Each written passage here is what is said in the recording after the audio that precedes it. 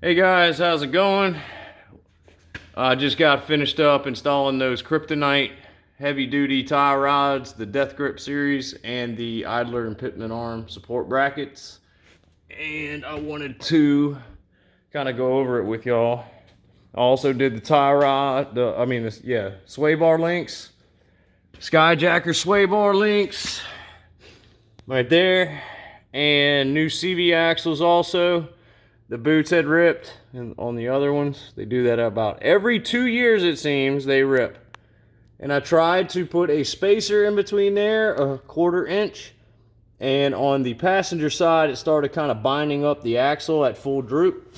So, I mean, they kind of lasted, 2 years without issue as far as breaking the axles. So, I just took the extra spacer back off and put them the way they were before. Figured just run them like they're supposed to, right? Well, all right, let's see. So here's the sway bar link, which due to the big size of these tie rods, I had to space it up a little bit from right there where you see those washers underneath that rubber piece. I had to space it up a little bit because I was concerned it was hitting that boot right there, and I didn't want that to rip the boot. And so also another thing was the sway bar and these brackets. So there's your bracket right there. You can see the heim joint down there on the bottom of the center link. So there's the other part of the bracket. This is the one on the steering box, and then this is the idler over here.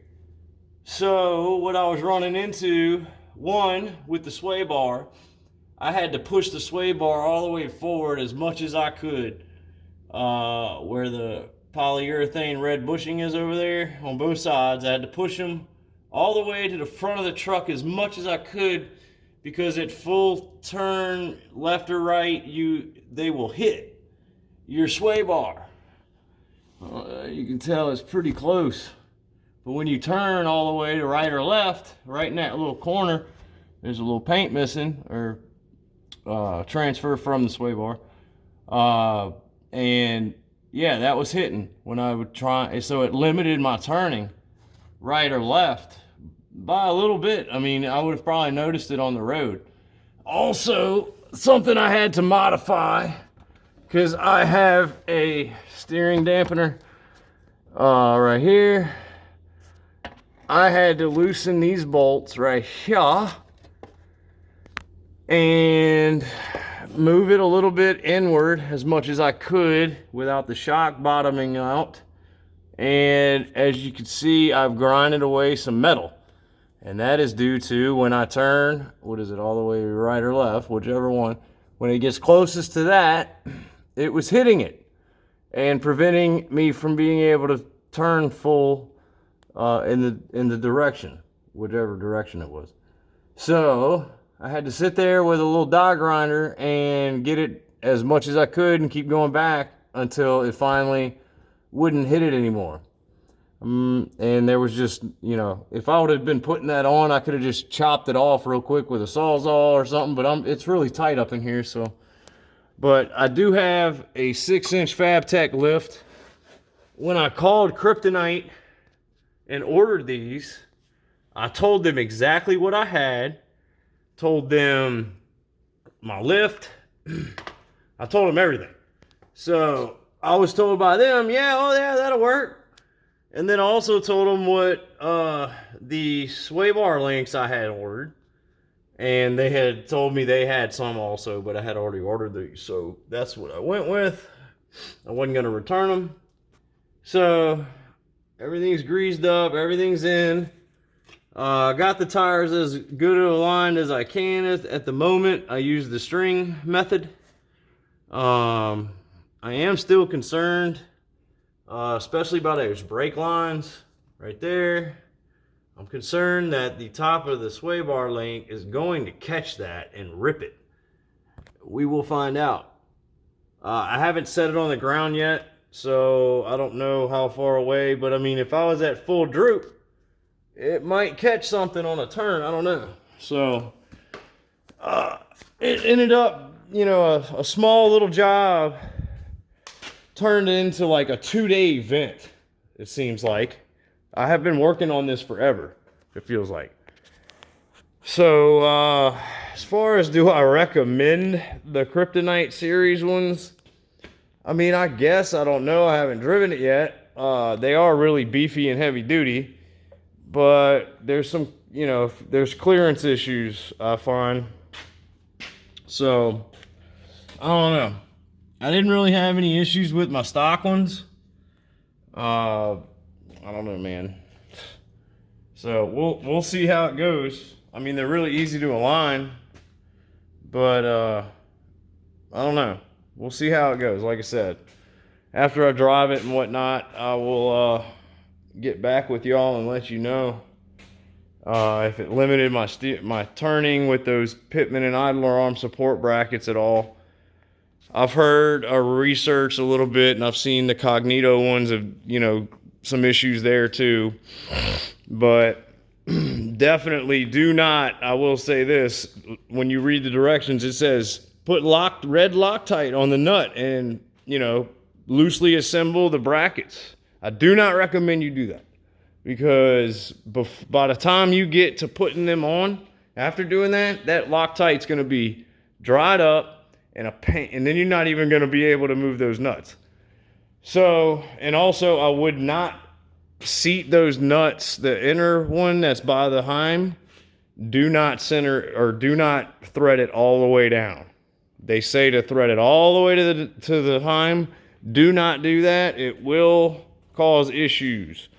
It will pull, you know, it will end up pulling the center link toward the sway bar and whatnot.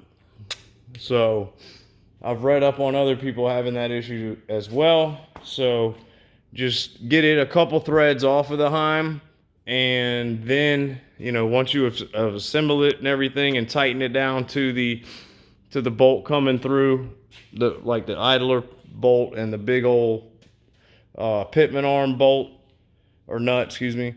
Once you tighten those down, then kind of, you know, start going and tightening those two nuts to sandwich in that bracket where it's on the other joint, on the center links, on the center link.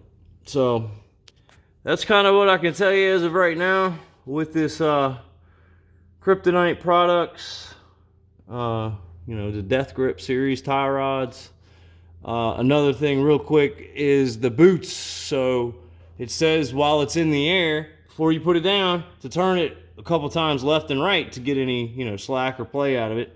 Well, when you do that, these boots get pinched.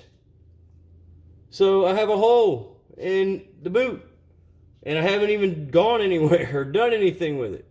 So yeah, that's another little issue. These boots, the ones in the pictures are not what's on what I got, apparently. The ones in the pictures are green, right here, and they're round, right there. Well, that's not what came with mine. I have these, like, you know, squishy boots, kind of like that, on that end and on this end, for some reason. So that's one thing I wish they would have at least sent me what was in the picture. I kind of like the green anyway. I would have kind of rathered that, honestly. But it is what it is. And let me see if this one ripped. Yep, look, there's a little grease right there. And that's where the other one ripped, right in the front. In that little crease, there's gonna be a little hole in there, and so grease is gonna keep coming out. Hey, at least they got green grease, right? Well, so that's one thing. I would not sit there and try and turn it left and right, especially at the angle it's at, with a full droop if you have a lift kit, because you will tear those boots. It will pinch them because of the hard corners of that joint or the top of the bolt or tie rod. It will do that to yours as well. So take my advice, don't do it. But I'm gonna go test driver, see what's going on and see how it goes. make sure at least the tires are straight enough to get me to an alignment shop, and I'll let y'all know how that goes. And then, like I said, I'll post a video of the Avalanche and kind of go over everything that's been done to it. But yeah, trying to get her bulletproofed up. So y'all have a good one. If you would, hit that like and subscribe, the bell for notifications for new videos, and I'll see you in the next one.